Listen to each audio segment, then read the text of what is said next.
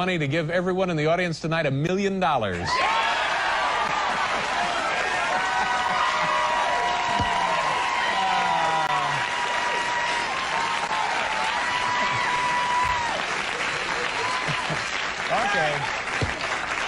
Okay, we'll see what kind of mood he's in. Ladies and gentlemen, please welcome the author of this book right here, Trump, The Art of the Deal, Donald Trump. Hi, Donald. Good to see you. Nice of you to stop by. Thank you, David. You know, at the beginning of the show, I said you either love him or you hate him. Now, do you find that that's true, or does everybody love you, or does everybody hate you? No, most people love me, and a few really have great distaste for me, David. And why is it that those people, that few, would not care for you? Because you're so successful? I can't imagine. No, I don't think so. It's just I sort of speak my mind a little bit like you in that respect. Yeah. A little bit like you. A little bit like me. Not too much, hopefully. How much are you worth right now, as you're sitting right here? Zero idea, David. It depends on what's happening with the world and the market. But the $1 million for each person in the audience sounds like it could be an intriguing idea. Yeah.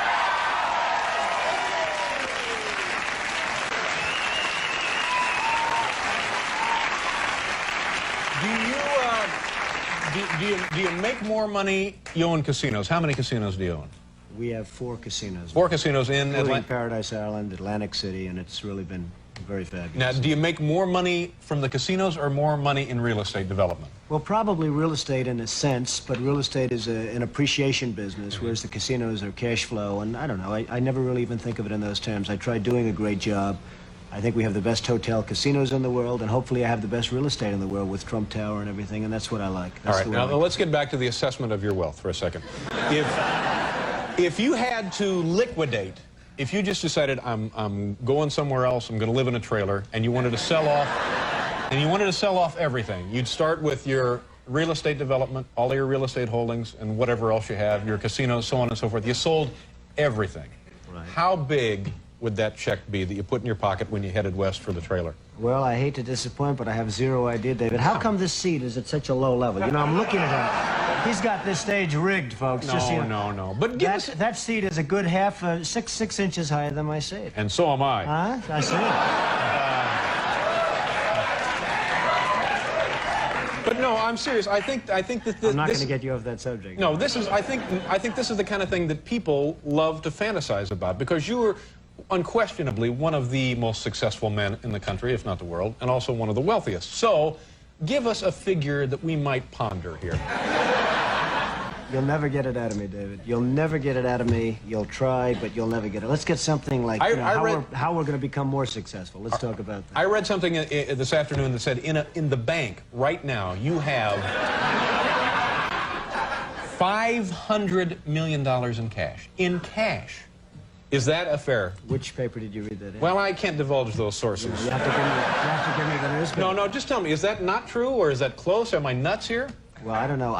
You have to tell me where you got that, David. This is a very unusual interview, folks. You won't put a figure, just an imaginary figure? Never would. $1 billion. You're worth $1 billion? Perhaps. Perhaps. Perhaps.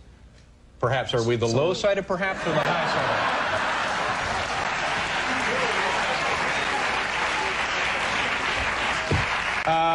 What were you like as a kid? What kind of childhood did you have? Well, I had a good childhood, wonderful parents, really good parents, and it was a good, solid childhood, I'd say. Very normal in a lot of respects, but a very, very solid childhood. Yeah. From the standpoint of family, you know. Are you a driven person? Do you jump out of bed in the morning and just... I don't think of myself as driven. I'm fortunate. I don't need lots of sleep like some people, and some people don't. I don't need that. I would say that I'm somebody that enjoys what I do, and I enjoy it so much that perhaps I do it well. But I really enjoy what I do. I don't like to think of myself as driven. I don't like to think of myself really as ambitious. I just enjoy what I do, Dave. Is what you do something you've always wanted to do? I know your father was and still is a real estate developer. My father was in the real estate business, and I've been in that and other businesses and different things. I like what I'm doing. I just enjoy what I'm doing. I love the real estate business, and I love the other businesses that I'm in. Could you have done it without your father as a support system, both emotionally and financially? Did he help you out when you were The starting? emotional was very important, and I learned a lot from my father, more than anything else. I learned a lot. My father was out in sort of a tough business in Brooklyn, Queens, rent-controlled property and various properties, and it wasn't a great business. It was a good business, and he was a solid guy and a bright guy. And I learned a lot from my father. And I think in terms of support, that would be the #1 thing that I got from my father. Have you had failures, big failures?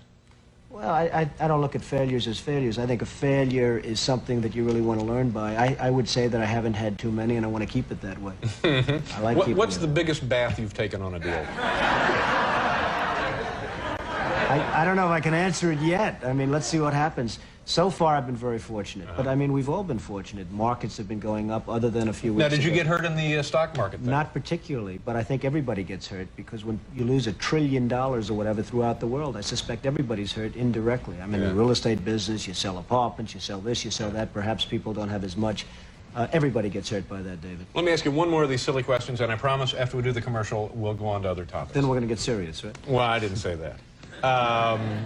What would it take, what kind of a hit would it take to get your attention where you would maybe need a drink? Where somebody came in and said, Don, we got some bad news. Woo!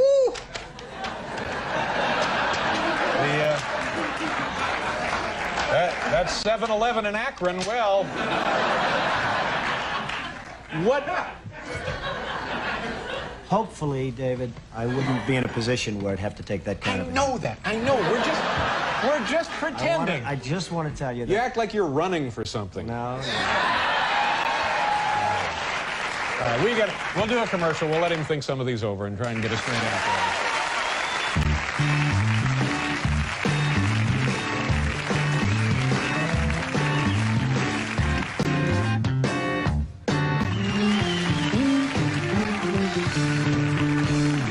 Okay, Donald Trump is here. You're on the cover of the new issue of People magazine. I don't know what I'm beating around the bush here. I don't know why you're being so goofy about this. It says on the cover, you're a billionaire. It at does 41. say that? Yeah. Well, if So would people you? says it, I would have to believe it. When people says that, What's the deal with you and Ed Koch? Is this an old irritation between the two of you, or is this something new? No, it's really not. Ed Koch is a man who I've liked at some points in terms of. I have no objection to Ed except for one thing. He's not a very capable or competent mayor. He's done.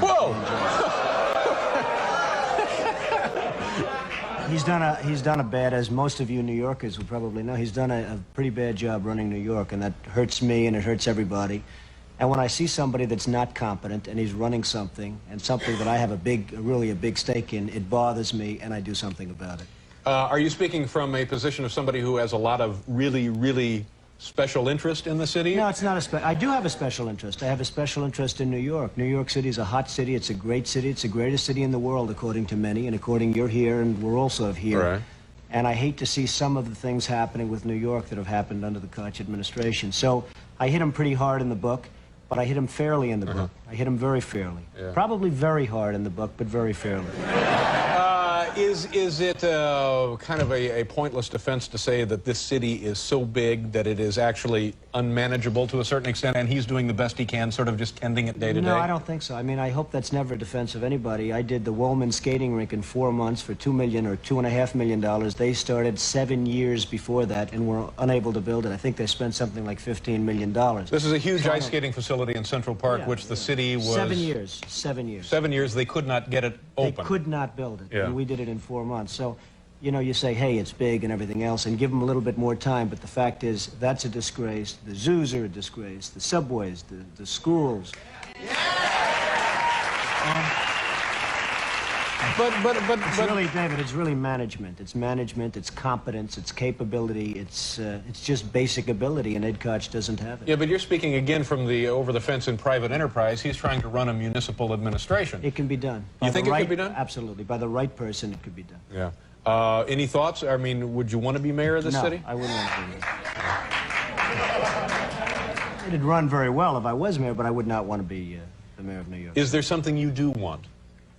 No, I just want to keep doing what I'm doing. I mean, Yeah. I'm on your show. You're a fantastic show. You're a star in my book. Everyone's talking about. I know. I appreciate that. We wrote all about David in the big book. Now, that's another Pretty thing. surprised We to see came that. up to you that one afternoon, completely unannounced. We were in the lobby of the Trump Tower facility up the road there, and we just called up and said, can we come up and see Don? And they said, come on up. Absolutely. Now, how busy can you be? I'm not busy at all. But you That were was a lot of fun, by the way. Yeah, it Your was fun. coming up was a lot of fun. And I must say, I thought that was very gracious of you to do, because obviously you got a lot better things to do than goof around with me. You're right. Yeah. And what about the, are people trying to draft you to run for president up in New Hampshire? Well, I guess a lot of people want to see this country. It's a shame what's happening. Japan, Saudi Arabia, Kuwait, everybody's taking advantage of the United States. People know that if certain people are running a country, that it won't happen. I mean, when you look at Japan, not paying for the defense, we're defending Japan. We're losing billions and billions of dollars. We're fighting for AIDS help and for farmers and for this and that. And it's a shame. And the Japanese folks, who I respect greatly, but they're not treating us fairly. They're really not treating us fairly. Kuwait, Saudi Arabia, they're not paying us anything for the services we're rendering, and I think it's a disgrace. And I think people look at certain people, and maybe me, if I were in a position, this country, believe me, would not be ripped off like it is. And it is just being ripped off so badly by our so-called allies. Yeah. So that's a pretty strong statement. So now, are you I don't saying think it's that... strong. I think it's fair. And by the way, I have tremendous respect for the Japanese. I do a lot of business with the Japanese, and they smile about it too. They know it. The country is losing billions and billions of dollars to Japan, and we can't afford to lose. And it's a shame. It's But a so shame now, what's are you saying this by way of indicating that you could do it better, and you do intend to run for president at some No, point? I'm not going to run for president, but I think somebody. Now, could in do- 8 years, if you came back, would you have a different answer? In 4 years, I if you tend to came back? doubt it. I really tend Really? to doubt it. But I just think that there's so many ways that this country can straighten itself out, and we're not going about those ways. Cutting farm aid is not the appropriate thing. Cutting help for the homeless and help for the poor and welfare. Certain things can be done that really will mean big dollars to this country, and those things are not being done right now. Let me ask you one other question, because I know you have other appointments and stuff to get to. If you go to dinner and the bill is like, say, $25, how much of a tip would you throw down? Well, you know, the way I feel about tips, if somebody does a super job, Yeah. I give more than anyone. And if somebody does a lousy job, I probably give less than anybody. And that's the way I feel about life.